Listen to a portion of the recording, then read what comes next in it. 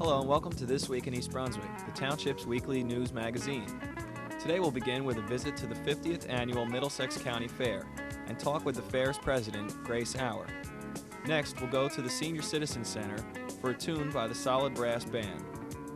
Next, Sports Talk host John Megliero interviews junior bowling champion Sal Lasardo. We'll also take a quick look at the Children's Theater, a teen concert, Kung Fu Theater, and we'll finish up with Peggy Ballister-Howell's gardening tips and consumer advice from Adrian Eisner. But first, here's a look at what's on Channel 8 next week. At 10 a.m. Monday, it's All Body Toning with Lenore Kulik on Look Great, Feel Great. At 10:30, it's Stories from the Library. And at 7 Tuesday, Eye on the Library features The Season's Best. John Megliero interviews high school sports trainers on Sports Talk at 7:30. Wednesday night at 7:30, Dolly Vasta speaks with Peggy Ballister-Howells about the art of gardening on For Art's Sake. And at 8 p.m., it's The Arts, produced by the Middlesex County Cultural and Heritage Commission. At 7 and 8 Thursday night, This Week in East Brunswick returns. And at 7:30, we'll show a vintage Target called A Survivor's Story. At 8:30 Thursday night, it's About East Brunswick with the Mayor. And be sure to check the Channel 8 program guide for repeats of all of our shows. Now let's go over to the Middlesex County Fair. Mrs. Hour, how is it that you came to be president of the fair? Well, I have been a member of the Fair Association ever since the very beginning for 50 years, and I guess I've worked my way up as a trustee. I've been entertainment chairman for years and years, and they've many times asked me to be president. I was vice president before this a couple years. And then when the vacancy occurred and Mr. Dye decided to retire, well, they insisted that I become president. I felt honored that they wanted me, and I enjoy being it because I have the cooperation of the trustees and the volunteers, and that's what you need to make a fair go. You can't do it yourself.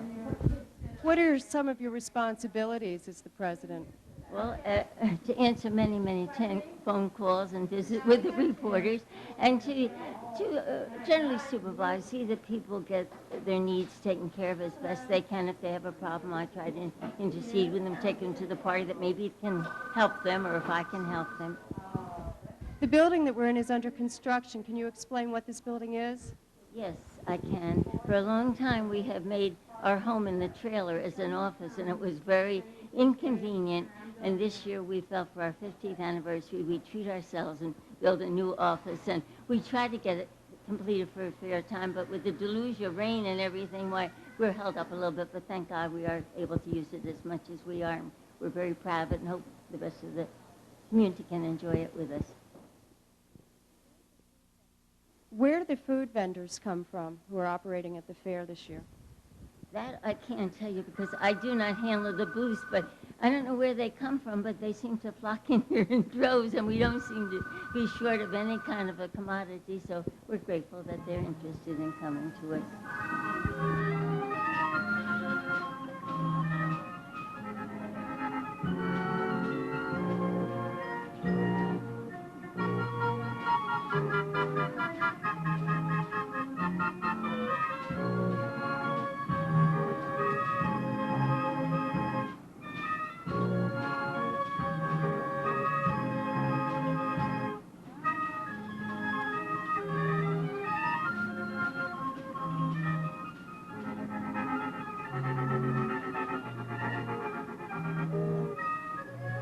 I'm here with Peggy Ballister-Howells, Middlesex County agricultural agent and part-time ticket taker. Peggy, how's attendance at the fair this year? Well, it's the first day and it's very hot out here, so I don't think there's as many people as there could be, but once the sun goes down, I think attendance is going to skyrocket. What do you need to get into the fair to get through these gates? You need a ticket or a pass. Now, the vendors all have passes, and there are some complimentary tickets that have been distributed, but you have to buy a ticket. And kids are only 50 cents and adults are $2, so it shouldn't strap you too much. And why do you think people are coming up here tonight for the opening? The food. Well, at least the food. I mean, that's what hits me first, because the smells. You walk past the funnel cakes, and you see the lemonade with its ice and its crushed lemons.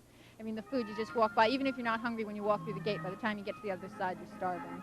Okay, thank you, Peggy. It's hot enough. I think we'll go get some lemonade now. Get one for me.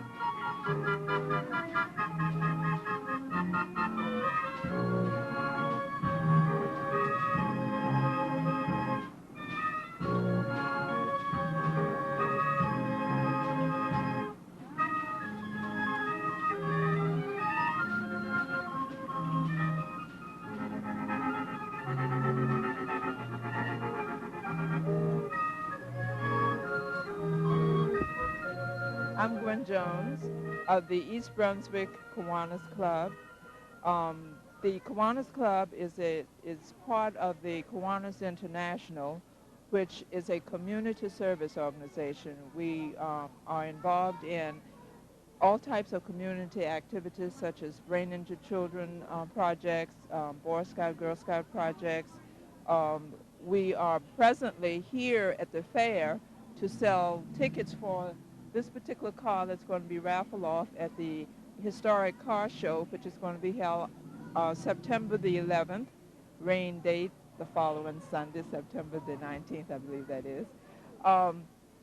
That particular project, which is a community effort, in other words, we are soliciting the community for funds. Those funds will be put back into the community for the various and sundry community activities that we support, such as Brain Injured Children, United Way, the Boy Scouts, Girl Scouts, Salvation Army. We do work with Meals on Wheels, High School Key Club, and the Key Club, which is one reason that makes our community service organization different to other community service organizations, that we have a youth program. Key Club is the organization for the high school, and Circle K is the organization for the college level kids. And these organizations are very, very active. They have both male and female in them, and have always had both male and female. I might note at this time that I'm one of the first female members of the East Brunswick Kiwanis Club. I was inducted last October of '87.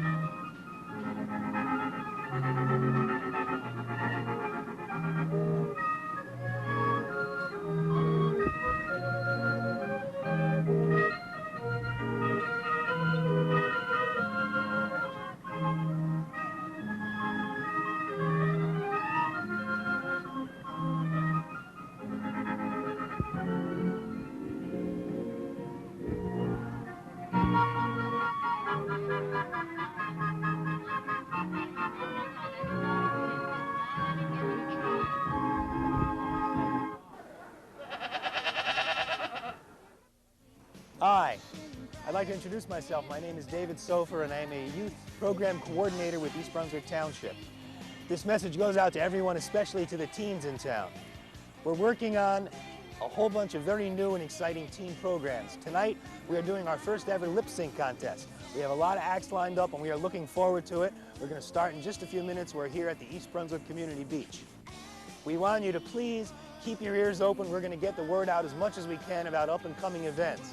Things in the works are day trips to amusement parks, etc., ball games, and something we're working on by next summer, we'll get it on the road, which is the teen trolley, stopping at different parts of town to give you a ride so you don't have to bug your parents, and you'll be able to get wherever you want to go.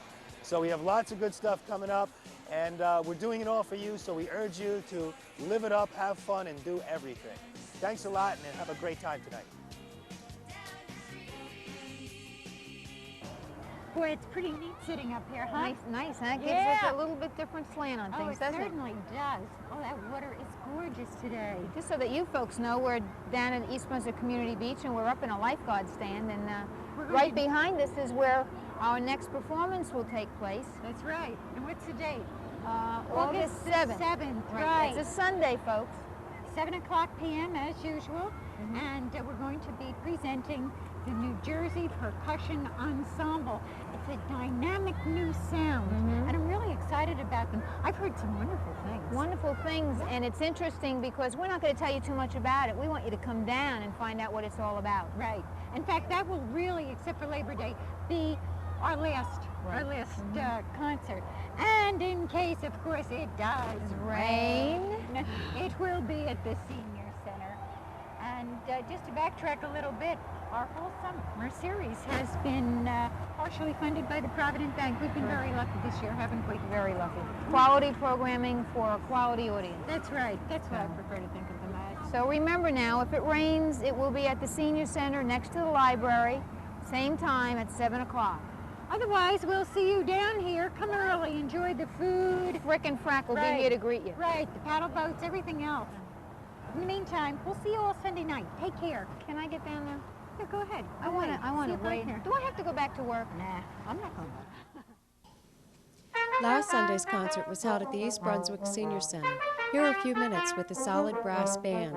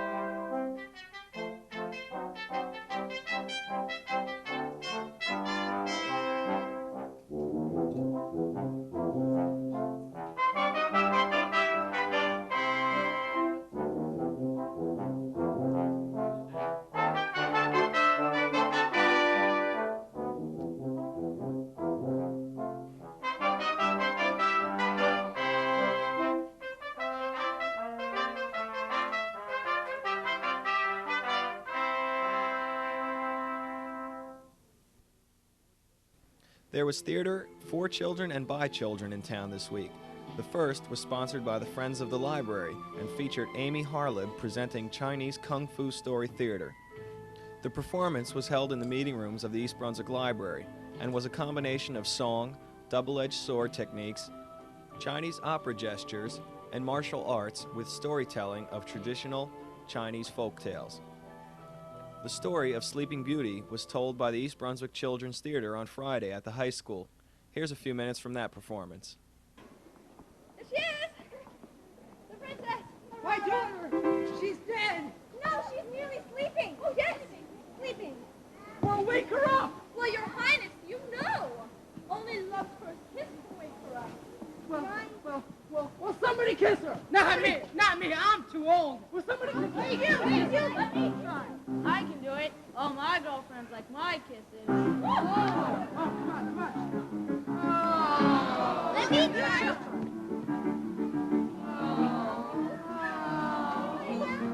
Oh, Your Highness!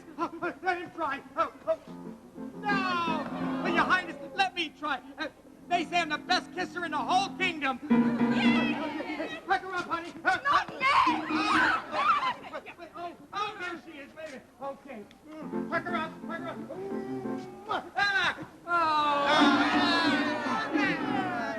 Nobody can do it!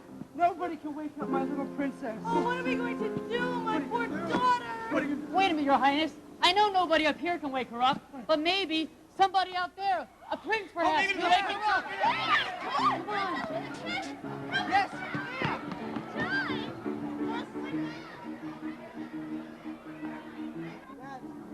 All right, come on, go get the princess. Okay, all right. Oh, I think this is him. That's him. All right, here he is. No, the prince didn't have a big fat tushy like that. Get out of here. No, wrong kind of guy. Stand back. I've made it to the princess. Not yet. You have it? No! I'm so sleepy. I just want to fall asleep. He's falling on the princess! Oh, his lips are touching her! He kissed the princess! No, I'm not your prince from the forest. our prince. Rodolfo! Rodolfo, I'm so sorry. Hi, I'm John Megliaro for This Week in East Brunswick, and I'm pleased to have with me Sal Lasardo, a recent graduate of East Brunswick High School, who is really moving along in the sport of bowling. Sal, welcome to This Week in East Brunswick. Interesting story. I just understand that you finished second in New Jersey here in the state tournament recently, yes, and ninth in the nation. Tell us a little bit about those two tournaments. Okay, the tournament in St. Louis started out back in December, where Coach Gil Mangieri of the East Brunswick bowling team, was where I bowled for, gave out sheets for a tournament, the Coca-Cola National Junior Bowling Championships, and I filled it out and, you know, was going to put it in and see what would happen. They started out qualifying through your local bowling center. I bowl at Mid-State Bowl under assistant manager Sue Merritt and manager Pat Brennan, and I went to bowl to local qualify in that. I did not make it through the locals. They didn't have enough bowlers, and 1 out of 6 made it, and they didn't have enough, so they went to the regionals. And that took place on March 26th of this year. And out of that, there must have been over 60, 65 bowlers from around the state that participated in that. Those were the people that failed to qualify at their local centers. And from here, they took the top 7 kids out of a ratio of 1 out of every 6. It boiled down to 1 out of 7, 7 kids. Where I placed second out of everybody. I had my first 600 series there, shot back-to-back 213s with a 180 to pull me right through that tournament.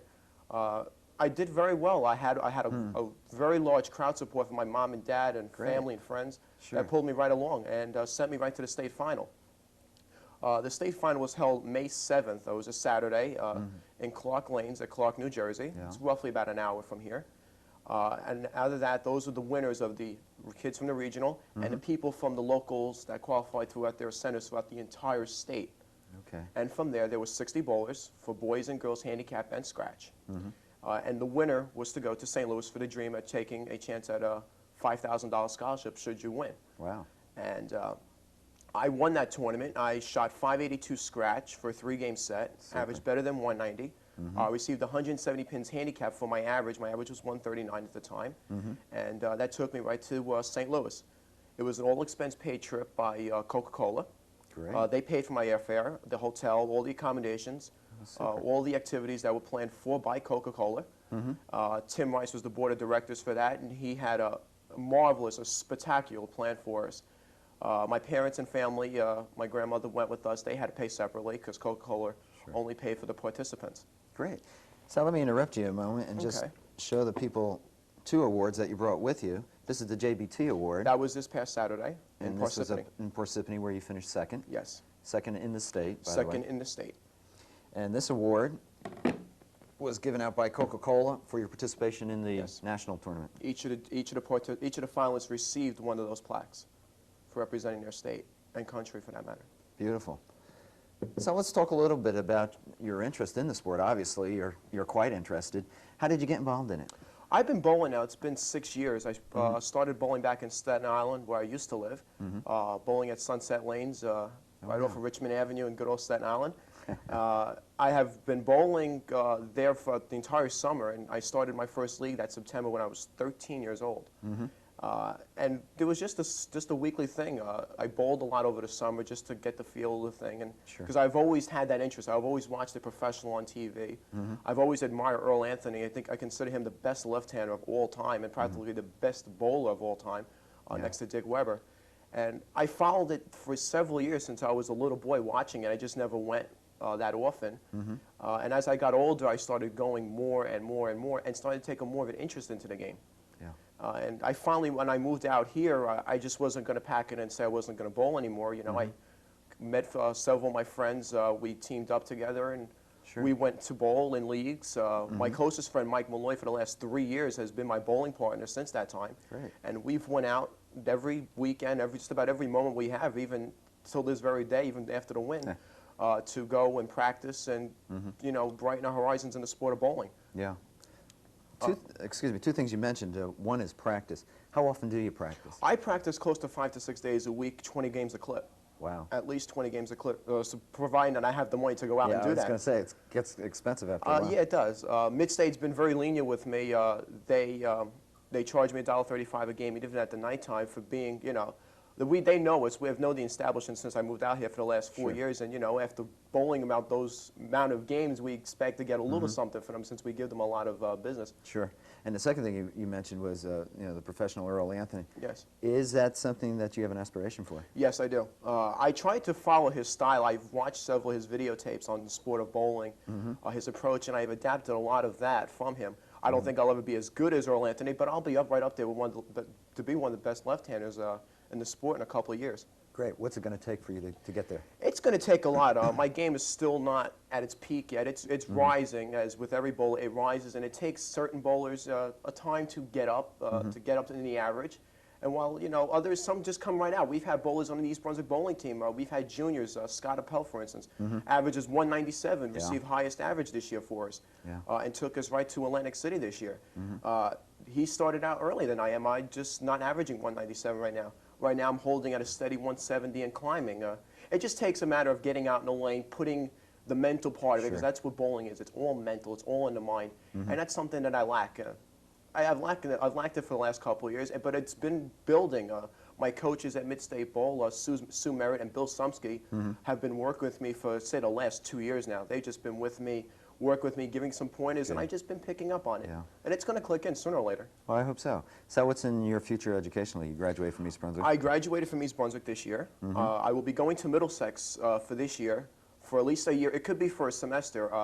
I called Temple University when I got back. Jane Atencio was the head of the Eastern Regionals for the 5-6 states that are in the area for bowling collegiately. And that's something that I really want to do. I want to get into scratch where the competition really is, because that's where you bowl with your average and with the best bowlers. Handicap is just a sort of a thing that you just go out there, and if you get lucky and you bowl good, you know you're going to win it. That's right. It's really not that meaningful as it is in scratch, because there's a lot more prestige in it. Yeah.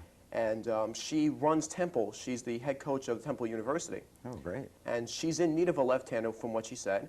And I told her my average is 170. I finished 9th in the nation. And I had a GBT coming up tournament. And I'll keep her informed on how I do. And that the qualifying would be sometime in September, and that I'd like to give it a shot. And if she feels I'm good enough, would she take me after a semester? And she said, of course, I really need a left-hander. And if you're as good as you say you are, I'll be more than happy to take you on. Great. Sal, well, we wish you the best of luck. I know I speak for everyone in East Brunswick, how proud we are of your accomplishments. Hope to follow you in the years ahead, and wish you nothing but the best. Thank you. So for Sal Lasardo, this is John Megliaro for This Week in East Brunswick.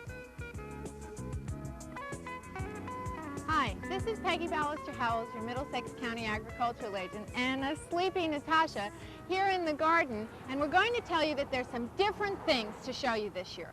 First of all, I've tried to have a theme that's a little more green and natural looking rather than brilliant in color. Both certainly have their appeal. One of the things that has drawn the most attention and is the most unusual are the ornamental cabbages that are really spectacular in their lushness. I didn't think that they would do as well all summer long because of the heat, but they've really held up remarkably well. Another thing that's particularly interesting are the beautiful leaves on the calla lilies. Now, the calla lilies bloomed earlier in the season and had very pretty white flowers. They're very trumpet-like and not as large as the ones you buy in the florist, but still very attractive. But after the flowers fade, the leaves have the beautiful white speckling on the arrowhead-shaped leaf. That's particularly beautiful. Now, this plant I transplanted into this spot because I wasn't really very happy with it where it was last year. It really didn't show off. And in this nice corner, it's low and fills in the corner and grows over and is very attractive. It's called lamb's ears, and that's because especially the tiny new growth is very, very soft to the touch.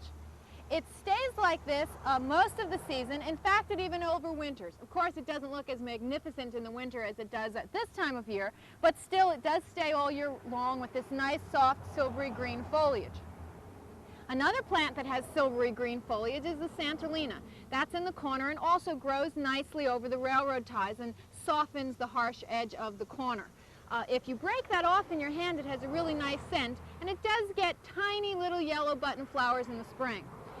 The garden has a lot more red in it this year, and that's primarily because of the salvia. I haven't ever used salvia in any quantity before, but I decided to use it as a border, and it really goes nicely with the predominant green color, which is also picked up by the iris leaves, the mums that aren't quite in bloom, and all the other beautiful green foliage in the garden. Now we'll see you here next week in my garden. Hello, and welcome to Consumer Aware. I'm Adrienne Eisner, Director of the East Brunswick Consumer Affairs Office.